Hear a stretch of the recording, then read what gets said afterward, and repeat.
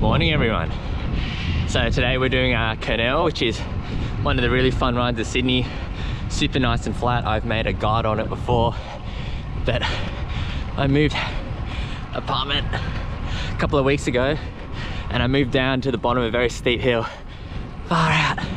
Got to ride up this hill now to get to the start of all the rides and it's killing me just off the bat. Anyway, the time right now is 5:57. I need to meet the guys in 3 minutes. It's just around the corner, thankfully. Let's go. What is this? Wow, never had such a big turnout from the start here. Usually it's just like me and one other person. How you doing, man?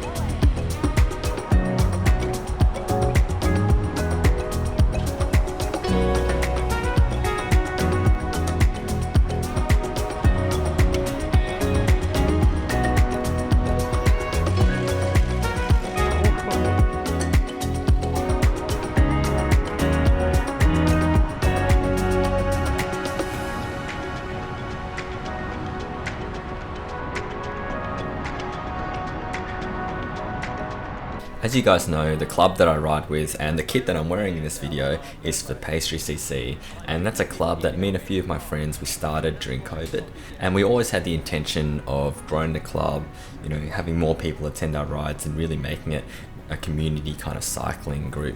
In the past, attendance for our group rides has been quite low actually.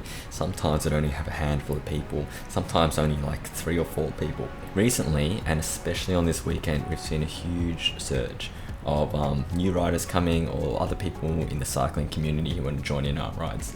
And that was very apparent this weekend when we had 30 people who turned up for the group ride. Now I will admit that was a little bit daunting because in the past we typically only run with one ride leader, which is either myself or one of the other admins at Pastries.CC. But with 30 people, that's actually quite a big crowd, and especially if you're all over the road, you'll need at least a few ride leaders to make sure that everyone's safe. Now, of course, everyone that joins the ride has their own personal responsibility to look out for their own safety, as well as the safety of the other people in the group. But the role of the ride leader is more to ensure the safety of the entire group, as well as other things that makes the ride go a bit more smoothly. So those things can include that you know the route very well, so you can make calls about when you need to lane change. You also can help control the pace to make sure that people who might not be as fit as others are not struggling too much. And another important thing is calling out any safety hazards. Now this ride had a few pickup locations, and when we got to the last one we had just under 30 people there, which was completely enormous for a cycling group, especially if you're all going to ride on the road together. Now the decision was made to split the groups in two, so that'd be 2 groups of 15, which was more manageable around traffic lights and maneuvering everyone. But what that meant though is that ideally you have about 2 ride leaders per group, and to be completely frank with you, in the past the ride leader role has always been filled by the admins of Pastries.CC, but we have few and far between, and especially for a big group like this we just didn't have enough people. So that's why I was really happy to see that some people in the group who are regular riders, they were happy to step up and take on that role. And it can just be things like being a back marker on the group to make sure that people aren't getting left behind. This ride got me thinking about what more established groups do, because I know there's a lot of clubs out there that have existed for a long time and they've got very set processes and protocols around this. For example, how big a group should be, how many ride leaders there should be. Maybe if you ride with a group kind like that, or you got some tips, why don't you tell me in the comments below some things that you guys do to organize around big rides.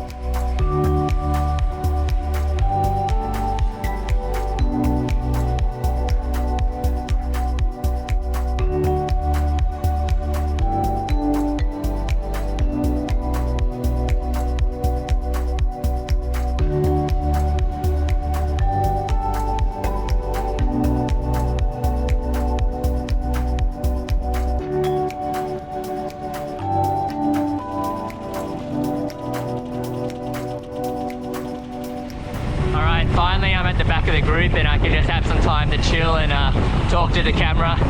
Look, like I was saying before, really encouraging to see a massive turnout. A lot of you are more experienced cyclists, but we had a few new people as well. So one great thing about this Kurnell ride is it's quite flat, meaning that it's easier for new cyclists to stay on the group, not fall off the back. And we could also practice some group riding skills. So something that we were doing earlier before in the video is a pace line.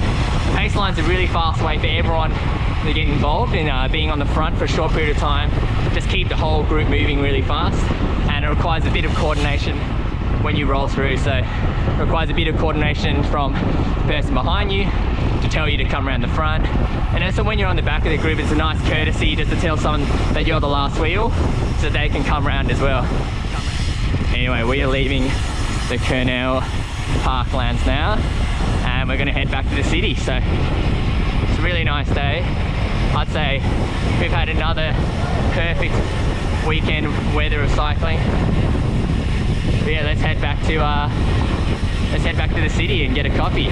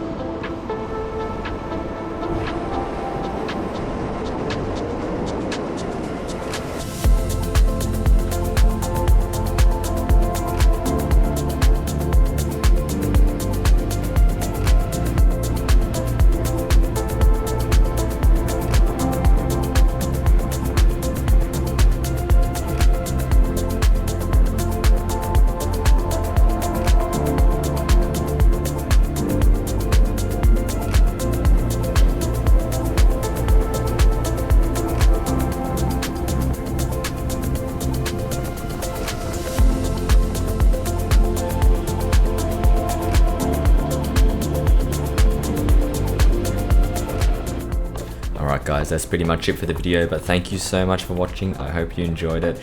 I'm actually looking back and editing this video. The footage was just beautiful. So I think we got really lucky with a nice day, and I hope you enjoyed it as well and you have some good rides too.